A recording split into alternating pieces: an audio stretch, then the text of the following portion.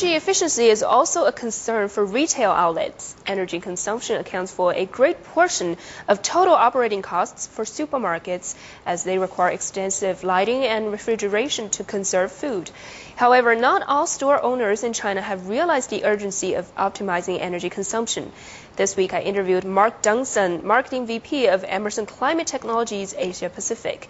He explained how energy-saving systems can help supermarkets control costs. Could you give us an overview of energy consumption in supermarkets in China? Do we have a problem here? Well, I think supermarkets are a big consumer of electricity, and energy is the largest expense item for a supermarket. Today, there's around 8,000 to 10,000 supermarket retail outlets and convenience stores, and they're consuming about 11 billion kilowatt hours of electricity. That's just over one normal-sized power plant. Probably today it's not as big of an issue as going forward, as those number of stores is expected to grow to around 25,000 stores, which will consume about 50 billion kilowatt hours. So it's an expansion of 4 to 5 more power plants just to support those store growth over the next several years. How does the energy consumption level in China compare to in more developed countries, for example, the U.S.? Typically, the supermarkets in China would be performing at a lower level in terms of efficiency compared to developed areas like the U.S. and Europe. Primarily because in the U.S. and Europe, almost all supermarkets are using an electronic control system. Basically, it's hooked to every single piece of equipment in the store, from the lighting, air conditioning systems, each of the refrigerated cases, and it monitors and controls each of those in a very accurate way. In China, you see only the largest of stores that are employing those types of systems. Also, the U.S. and Europe have become more advanced in terms of store design and equipment selection from the beginning. And that's starting to be advanced in China, but has yet to really become fully mature. Do you think this is just an issue of the lack of such equipment, or is it also a lack of awareness? I think it's probably not such a lack of equipment, but a lack of awareness and probably focus.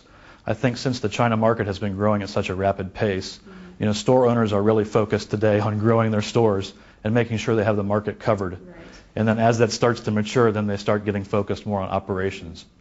Whereas you look at Europe and U.S., the markets are not really growing that fast, and so those owners are really looking at trying to maximize their operations. Now, in China, what do you think stores can do to help improve energy efficiency? Well, there's probably 4 things you can do. The first one is, if you're setting up a new store, really focusing on the right design of the store in terms of the lighting and the layout and the types of equipment selected. Second thing is putting in the right equipment, which is higher efficiency equipment. The third thing would be to put in an electronic control system, which we see can save close to 15 or 20% on the electricity bill by having that control system. And the third thing is really having a focus on maintenance once the store has been up and running for some period of time. We see that as actually, in developed markets, one of the biggest issues with stores, because they've done the first 3 steps at the beginning. But we've been able to save between 5 and 10% for stores in developed countries just by focusing on maintenance. So what can we do in terms of maintenance? There's really 2 things that can be done. One is continued training of maintenance technicians, which I think is ongoing in China. Secondly, it's just a matter of being very diligent in terms of how you do maintenance. Let me give you an example. For instance, say the ice cream freezer in the store is having a problem. That maintenance technician will come in the store and he will adjust that single case to try to get it working properly.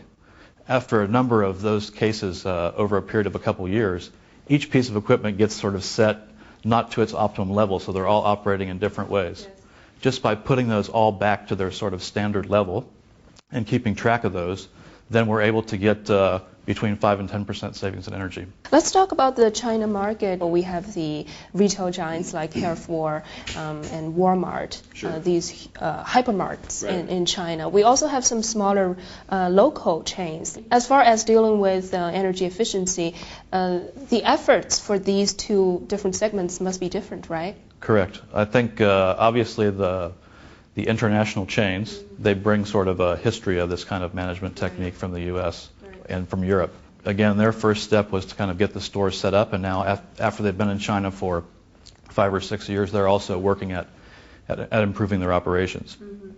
So if you look at the market, really the bulk of the market is sort of those convenience stores and then the middle-sized local supermarkets. If you look at the market today, about maybe 300 stores are the hypermarkets. We expect that to grow to around 2,500 or something out of the 25,000. So still a big piece of the market in the future will be the sort of medium-sized local supermarkets. So how can they handle this situation? Because they might not have enough capital to invest in these heavy equipment or technician training, right? In fact, yeah, I mean, the investment in many cases is not so big.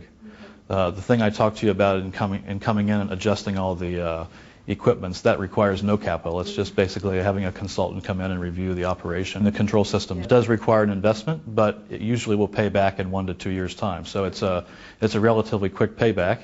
And then after that time, the owner is taking all of the benefits of that system. And you mentioned these international giants, when they open new stores in China, they probably already have their experience in other countries. Is this experience always applicable in China? I would say in general that it's more of the, if you want to call it the engineering philosophy or design philosophy of the store, it really can be applied anywhere in the world. Okay. The materials and equipment and those types of things are really available in China. Of course, they may be a little higher priced than the run-of-the-mill products, but by using those, they get payback. So it's not investing just because we feel good about saving energy. It actually saves money for the company as well. Now, is there any relation between implementing such systems or hardware equipment in these stores and the infrastructure in local cities? I think in general the infrastructure exists. I mean, today every supermarket has to have refrigeration equipment, so they already have the basic refrigeration equipment of some degree.